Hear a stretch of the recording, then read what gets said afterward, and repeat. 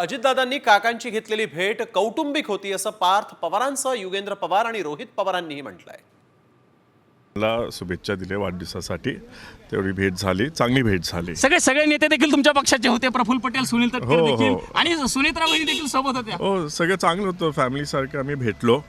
वातावरण चांगलं होतं. पुन्हा एकत्र येण्याच्या चर्चा सुरू आहेत. नाही त्याच्यावरती नाही. एवढे जबरदस्त टीका वगैरे असं दोन्ही बाजूनी झाले नाहीत किंवा म्हणजे सगळ्यांनी निवडणुकांमध्ये पातळी काही कधी सोडली नाही. आमचं कुटुंब कधीच तसं वागत नाही आणि शेवटी राजकारण हे एका बाजूला असलं पाहिजे, विचार हे वेगळे असले पाहिजेत. वेगळ्या आता झालेत पण कुटुंब नेहमी एकत्र आलं पाहिजे, त्याच्यासाठी आपण प्रयत्नही केला पाहिजे आणि आजचा हा एक प्रयत्न तो असेल. नाही, कौटुंबिक 100% कौटुंबिक भेट आहे, बाकी काही नाही. वाढदिवसानिमित्त पूर्वीचा जे काही काळ होता ज्याच्यामध्ये आम्ही सर्वजण कुटुंब म्हणून राजकीय लोक नाही म्हणून पण कुटुंबीय म्हणून आम्ही जे भेटत होतो ते खऱ्या अर्थाने कुटुंब म्हणून चांगली गोष्ट होते.